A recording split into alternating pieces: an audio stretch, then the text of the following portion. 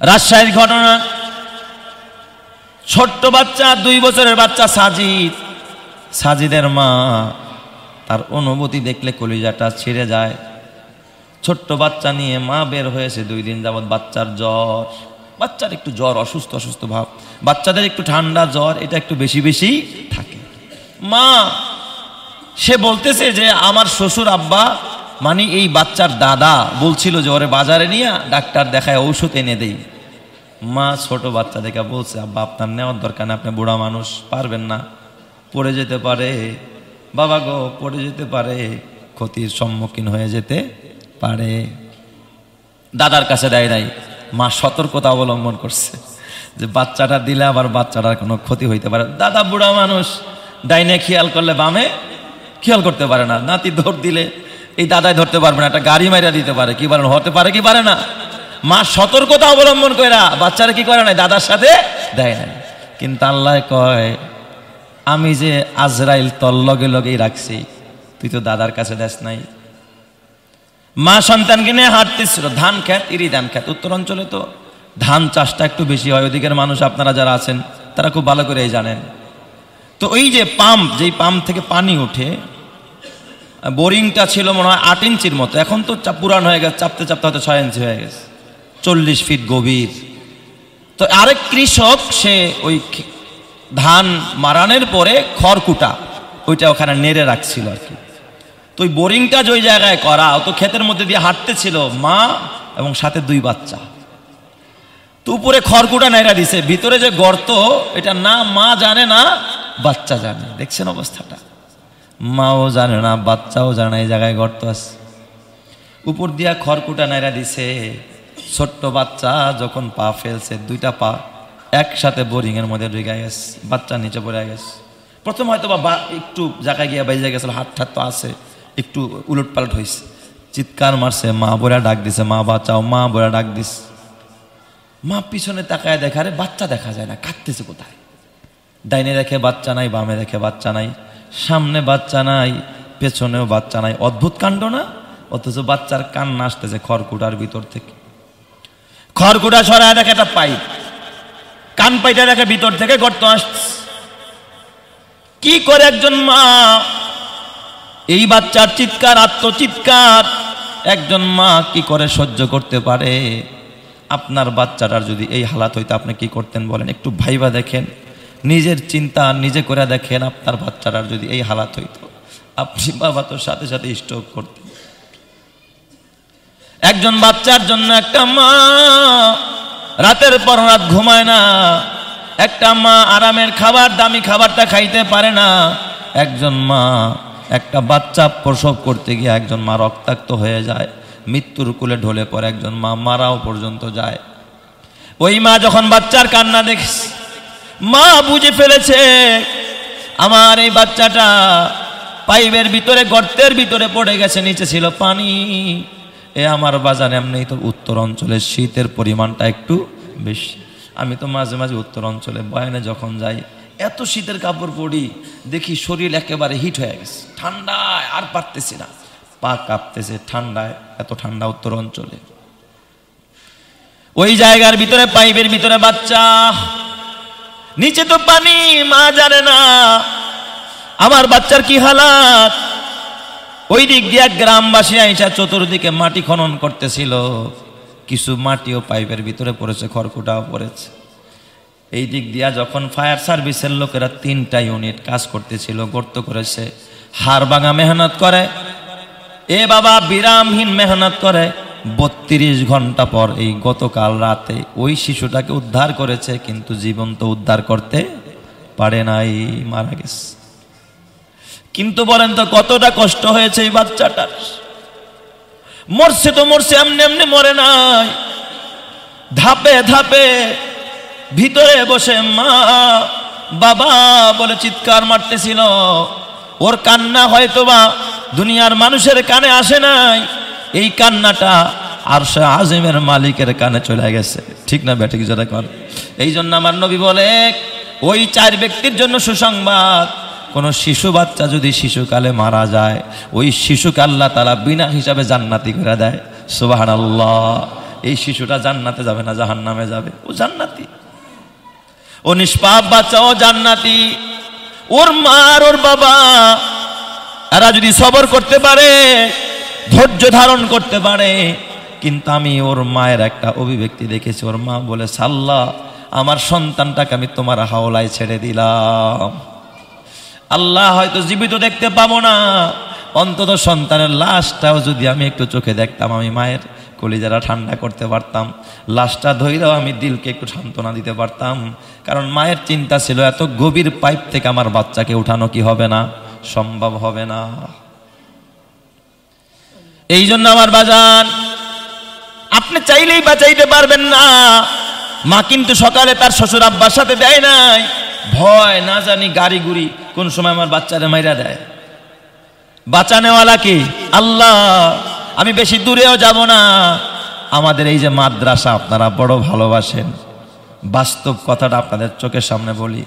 এই মাদ্রাসার দোতলার এই যে কিছু রেলিং আছে, রেলিং, আমাদের এক বাচ্চা এই রেলিং ধরে ঝুল মারছে, দোতলার থেকে নিচে পড়ে গেছে রেলিং সহ।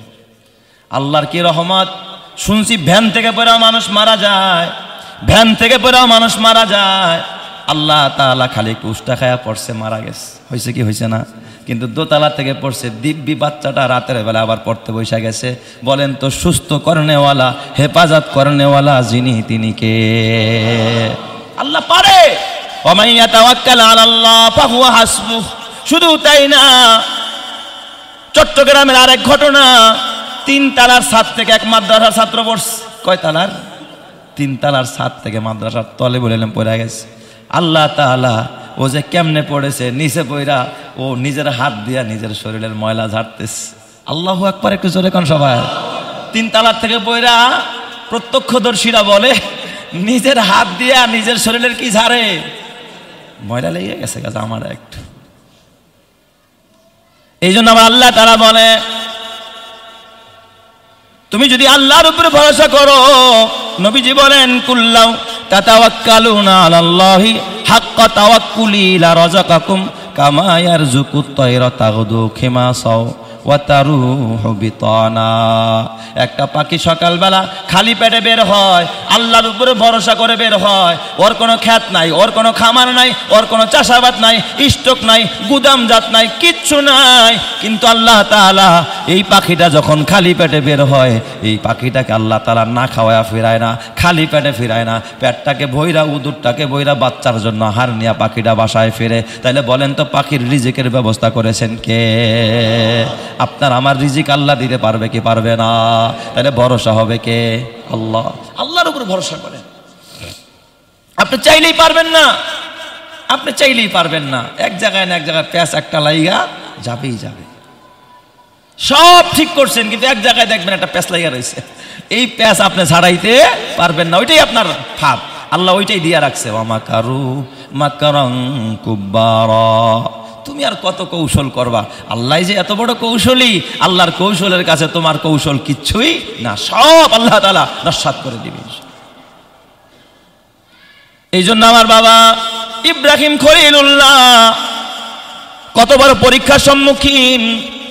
ইব্রাহিম আলাইহিস সালাম, তিনি যখন মা সাহেরাকে বিয়ে করেন, সাহেরার ঘরে বাচ্চা হয় না।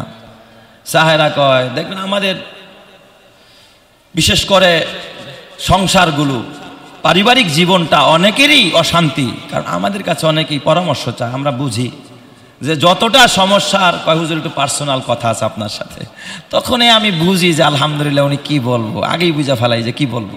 ম্যাক্সিমাম পারিবারিক সমস্যা নিয়ে আমাদের কাছে মানুষ একটু বেশি আসে। কেউ কয় হুজুর একটা তাবিজ দেন জানি ঠিক হয়ে যায়, কেউ কয় হুজুর এখন কি করতে পারি বলেন তো, এই অবস্থা চলতেছে। এই যে পারিবারিক কিছু কলহ, কিছু দ্বন্দ্ব, হয়তো পুরুষের কারণে, নয়তো নারীর কারণে আমাদের সংসারগুলোতে আছে না নাই? টুকিটাকি সব পরিবারের মধ্যেই আছে। ইব্রাহিম নবীর ঘরের তার সাংসারিক জীবনের একটা গল্প শোনাই, সহিহ বুখারী শরীফের মধ্যে গল্প আসছে। ইব্রাহিম আলাইহিস সালাম, উনি ওনার বিবি সাহেরাকে যখন বিয়ে করেন, বাচ্চা হয় না। তো বিবি কয়, স্বামী একটা কাজ করেন, আমার যেহেতু বাচ্চা হয় না, তাহলে আমি একটু দেখি, আপনি একটু দেখেন, আর একটা বিবি আপনাকে আইনা দেই, যাতে করে আল্লাহ কি দিয়ে দেয়? বাচ্চা দিয়ে দেয়। সুবহানাল্লাহ, জোরে কোন সবাই। পরে এই নিজের স্ত্রী দ্বিতীয় বিবাহ করাইতেছে। এই খবরটা আবার আমার মা খালারা শুনলে মোটামুটি আমার কাছে ভালো লাগবো না। প্রথম বিবি দ্বিতীয় বিবির আনতেছে, মা হাজেরাকে আনলেন, পছন্দ করে আনছে। আনার পরে সতীন, তো কি বলেন এরা পরস্পরে কি সতীন, এক সতীন আরেক সতীন রে কি অতটা সহ্য করতে পারে? মানুষ তো তারা, কি বলেন মানুষ না? মানুষ বলতে একটু তো থাকেই ভিতরে, গায়রাত লাগে, আত্মমর্যাদা। এই রে আমার স্বামীরে আমি আদর করবো, করবো কেন? হ্যাঁ, দেখবেন স্বামীর সব যাচাই বাছাই করে। কিছু নারী আছে সব একেবারে মোবাইলের কল লিস্ট, তারপরে হোয়াটসঅ্যাপ, তারপরে ইমো, ফেসবুক, মেসেঞ্জার, কোনানে কি আছে একেবারে টুইটার সহকারে সব একেবারে এ টু জেড যাচাই করে। যদি দেখে বুঝে যে আমার স্বামী গোপনে গোপনে আরেকটা নারীর সাথে একটু হাই হ্যালো করে, তাহলে কি বলেন তো কোনো নারী এটা কি খুব সহজেই মেনে নেয়? কথা বলেন না কেন? মাশাআল্লাহ এখানে যারা আছে সব ফেরেশতা। আর কি এরকমের সমস্যা আমাদের আপনাদের ঘরে হয় নাই মনে হয়? মাইনে নেয় সহজে? সহজে তো মানবেই না, তেলে বেগুনে জ্বলা ওঠে। খুব যাচাই বাছাই, কেয়ারফুল, যাতে করে আমার স্বামী অন্য কোনো নারীর সাথে কি করতে না পারে, কথা বলতে না পারে। খুব এই ব্যাপারে ট্যানেল থাকে দেখবেন বিবিরা।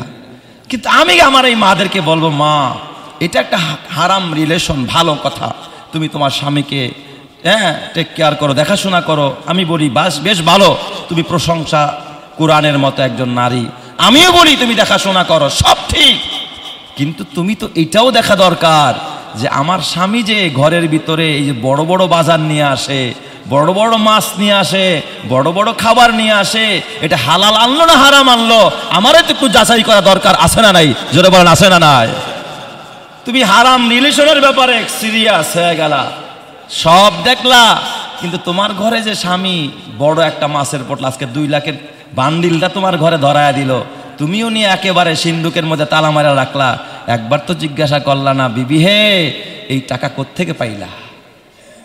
একবার তো তুমি জিজ্ঞাসা করলা না? তোমার স্বামী যে অপকর্ম করে, দুর্নীতি করে, তোমার স্বামী অন্যায়ভাবে টাকা উপার্জন করে, জীবনে তো খবর নিলা না। বলেন তো, আমার মাকে বলবো, মা তুমি যদি সাবধান হয়ে যাও, কোনো মা যদি স্বামীকে খবর নেয়া বলে, স্বামী আমার, আমি যেন হারাম রিলেশনটা যেমন পছন্দ করি না, ঠিক তুমি আমার ঘরে হারাম ইনকাম ঢুকাইবা এটাও আমি পছন্দ করি না। হারাম চাই না, না খায়া থাকবো, পানি ভাত খাবো, পচা ভাত খাবো, না খেয়ে থাকবো, 3 পিস লাগবে না, নাকের ফুল চাই না, কানের দুল চাই না, গলার মালা চাই না, হাতের বালা চাই না, শুধু চাই স্বচ্ছতা, হালাল চাই। হারাম আমার ঘরে ঢুকাইতে পারবে না।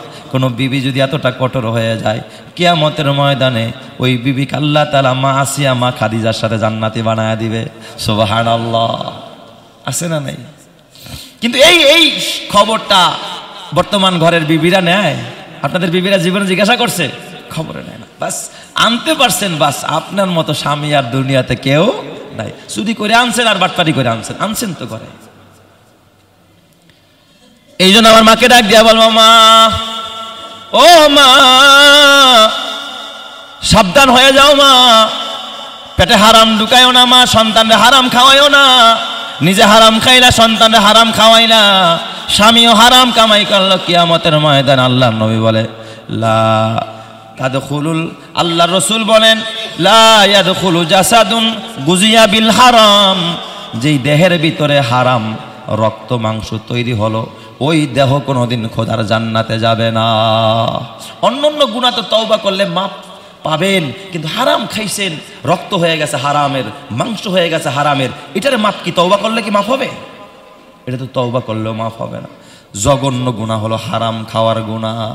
এই জন্য একজন মা যদি সতর্ক হয়, একজন বাবা যদি সতর্ক হয়, একজন ভাই একজন বোন যদি সতর্ক হয়, একটা পরিবারের দায়িত্বশীল যদি সতর্ক হয়, তাহলে ওই পুরা পরিবারটাকে জান্নাতের মেহমান আল্লাহ বানায়া দেয়। সুবহানাল্লাহ। ইব্রাহিম খলিলুল্লাহর বিবি, ওই যে সাহেরার কথা বলতেছিলাম, মা সাহেরা একটু ভাল লাগতেছে না, নতুন আরেকজন আছে, এরে একটু সময় দেয়, স্বামী এটা তার কাছে কিনা পছন্দ না। আমার স্বামী কেন আরেকটা নারীরে সময় দিবে? অথচ এই সময় দেওয়াটা তার জন্য বৈধ না অবৈধ? বৈধ, বিয়ে করছে। কিন্তু গায়রাতে লাগে একটু নারী, এরা একটু বাঁকা থাকে, স্বাভাবিক, এদেরকে আল্লাহ বানাইছে বাঁকা কইরা। সুবহানাল্লাহ জোরে কোন সবাই। এটাই সৌন্দর্য, সোজা জিনিস ভাল লাগে না, আর মিয়া বাঁকা জিনিসই ভাল লাগে। আমি দেখছি গ্রামগঞ্জে আমাদের মুরব্বীরা কাকতারুয়া চেনেন, কাকতারুয়া, জুব্বাটা ঢুকায়া হাত এইভাবে টান করে রাখছে, সারা জীবন টান করেই থাকে। খুব ভাল লাগে? ভাল লাগে না? আপনি হাত গুটান, আপনার কত ভালো লাগে। এই দেখবেন নারীরা যদি খালি এইভাবে টান টান হয়ে থাকতো, কইতেন এটা একটা মূর্তি, হ্যাঁ এটা কাকতারুয়া, এটা ভাল লাগে না। ওর একটু আল্লাহ বাঁকা করে বানাইছে, ভুরুটাও বাঁকা দিছে, ঠোঁটটাও একটু হালকা বাঁকা দিছে, দাঁতগুলো একটু যদি বাঁকা হয় আরো মজার লাগে। ওরা যদি একটু বাঁকা হয় দেখতে সুন্দর লাগে, স্বামীর কাছে মজার লাগে। ওদের তেরা বাঁকা কথা ঘরটাকে আরো আনন্দিত করে। জোরে কোন সুবহানাল্লাহ। আল্লাহ ইচ্ছা করে একটু বাঁকা করে বানাইছে, বেশি সোজা করতে যায় না, ভাঙ্গে যাবে একেবারে। ইব্রাহিম খলিলুল্লাহ কয় তা ঠিক আছে, কি করবো কও। সাহেরা বড় বিবিরে কয় কি করতে পারি তুমি বলো। কয় এরে আলাদা করে দেন। হাজরারে কি করে দেন? আলাদা করে দেন। ইব্রাহিম তো বিবির কথায় চলে না, ইব্রাহিম চলে কার কথায়? আরো জোরে কন্যা কার কথায়? আপনাদের কি বিশ্বাস হয় না? সে তো ওহী দ্বারা পরিচালিত, সেটা আমেরিকা দ্বারা, রাশিয়া দ্বারা, ভারত দ্বারা পরিচালিত না। নবীরা কার দ্বারা পরিচালিত? আল্লাহ দ্বারা পরিচালিত। ইব্রাহিম অপেক্ষায় আছে ওহীর, দেখি। আর তার বিবির মধ্যেও কেন এটা ঢুকাইলো? এটাও তো আল্লাহই ঢুকাইয়া দিছে। কারণ হাজেরারে না সরাইলে তো বাইতুল্লাহ আবাদ হবে না, মক্কা নগরী আবাদ হবে না। এরে অবশ্যই এখান থেকে সরাইয়া বাইতুল্লাহ পাঠাইতে হবে। সুবহানাল্লাহ জোরে কোন সবাই। এই খেলা খেলতেছে যিনি, তিনি কে? আল্লাহ। নাইলে মা সাহেরার ভিতরে এই জিনিসটা আল্লাহ তাআলা ঢুকাইতেন না। ইব্রাহিম আলাইহিস সালাম অপেক্ষা আছে আল্লাহর। আল্লাহ কি বলে দেখি। আল্লাহ কয় ইব্রাহিম একটা কাজ করো, তোমার বিবির আর সন্তানরে এমন এক স্থানে ফালায়া রাখবা যেখানে ঘর নাই, বাড়ি নাই, ধুরু মরুভূমি, সেখানে রেখে দিয়ে আসো। সুবহানাল্লাহ জোরে কোন সবাই। তাহলে ইব্রাহিম যে মা হাজরারে নিয়ে গেলেন বনবাসে, এটা কি সাহেরার কথায় না আকাশের মালিকের কথায়? এই জোরে কোন কার কথায়? আল্লাহর কথায়। এই জন্য এই ক্ষেত্রেও আমরা যদি কেউ একাধিক বিয়ে করে থাকেন, বিবির কথায় কিছু করবেন না, করবেন কার কথায়? যে আল্লাহ কি বলে, রসুল কি বলে, সুন্নত কি বলে, কোরআন কি বলে, হাদিস কি বলে, ইমাম কি বলে, আলেম কি বলে, এটা মানবেন, ঘরে ফলো করবেন। ঘরের মধ্যে রহমত আর বরকত দিবে কে? আর যদি বোর কথায় চলেন তাহলে শেষ। ইব্রাহিম আলাইহিস সালাম উটের মধ্যে সওয়ার হইলেন, বিবিরে বসাইছেন ছোট বাচ্চাটা ইসমাইল পয়গম্বর। বুড়াকালে একটা সন্তান আল্লাহ তাআলা দিয়েছে, কি নাদুস নদুস বাচ্চা। এই বাচ্চার বিবির নিয়ে একটু পানি মস্কের ভিতরে, কয়েক টুকরা খেজুর, যাইতে যাইতে বর্তমান যে কাবা ঘরটা আছে, কাবার পাশে জমজম কুয়াস, এই জায়গার ভিতরে হজরতে ইব্রাহিম আলাইহিস সালামের দিলের মধ্যে আল্লাহ ঢাইলা দিলেন, এখানে তোমার বিবি আর বাচ্চা। পাশে সাফা পাহাড়, মারোয়া পাহাড়, চতুর্দিকে পাহাড়ে ঘেরা, ঘর নাই, বাড়ি নাই, কিচ্ছু নাই, গাছ নাই, পালা নাই। এই জায়গার মধ্যে রেখে দিয়ে ইব্রাহিম চলে যাচ্ছে। মা হাজরা ডাক দিয়া বলে, ইব্রাহিম ও কলিজার টুকরা স্বামী, কি অপরাধ, কেন এখানে রেখে দিয়ে যান? ইব্রাহিম কথা কয় না। মা হাজরা বুঝতে পারছেন আমার স্বামী তো আল্লাহর নির্দেশ ছাড়া কিছু করে না। ইব্রাহিম নবীকে ডাক দেখা, স্বামী গ বুঝেছি, তাহলে কি আল্লাহর নির্দেশে এখানে রেখে দিয়ে যান কিনা? স্বামী আমার, আমাকে আর আমার সন্তানকে যদি আপনি আল্লাহর নির্দেশে এই জায়গায় রেখে দিয়ে থাকেন, তাহলে আমি আমার আল্লাহর উপরে এতটা ভরসা রাখি, আমার আল্লাহ আমাকে আর আমার কলিজার টুকরা সন্তানকে কোনোদিন খাবারে আর পানিতে মারবেন না। জোরে কোন সুবহানাল্লাহ। ওই জায়গার ভিতরেও খাবার আর পানির ব্যবস্থা করছে কে? আল্লাহ। ইব্রাহিম নবী আইসা পাশে আইসা, পাহাড়ের পাদদেশে আইসা, এবার তোর বিবি সন্তানের দিকে তাকায় না, মনটা কাঁদতেছে, পাহাড়ের পাশে আইসা হাত তুলে ফেলাইছে। ঘরে অশান্তি, সংসার দুইটা আলাদা করে দিল, বিবি এক জায়গায়, সন্তান আরেক জায়গায়, তিনি আরেক জায়গায়। কাঁদতেছে খলিল, কারো কাছে যায় না, মানুষের কাছে সমাধান চায় না, আল্লাহর কাছে হাত তুইলা ইব্রাহিম খলিল কেঁদে কেঁদে সেদিন যে দোয়াটা করেছেন, আল্লাহ তাআলা বলেন, রব্বানা ইন্নী আসকানতু মিন যুররিয়াতি বিওয়াদিন গায়রি জি জারইন ইনদা বাইতিকাল মুহাররম রব্বানা লিয়ুকিমুস সালাহ ফাজআল আফিদাতাম মিনান নাসি তাহবি ইলাইহিম ওয়ারযুকহুম মিনাস সামারাতি লাআল্লাহুম ইয়াশকুরুন।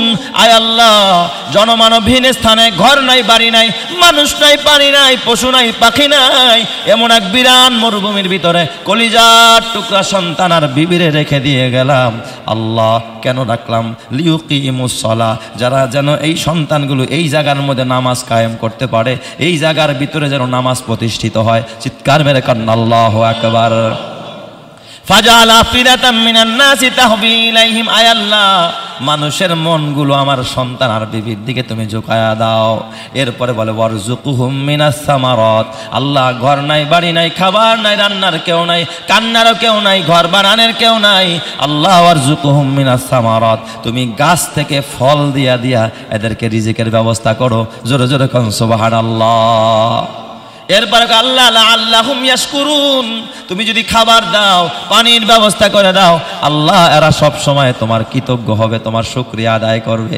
এই জন্য ইব্রাহিম খলিলুল্লাহর এত পরীক্ষা, নিজেও পাশ করছে, সন্তানও পাশ করছে, বিবিও পাশ করছে। এই জন্য গোটা পৃথিবীর পরিবারের মধ্যে একটা উন্নত পরিবার হলো ইব্রাহিম খলিলুল্লাহর পরিবার। এই পরিবারকে যারা ফলো করবে, এই পরিবারকে ফলো করে যারা পারিবারিক জীবন পরিচালনা করবে, ওই পরিবারকেও সুখ শান্তি আর সমৃদ্ধি দান করবেন যিনি, তিনি কে?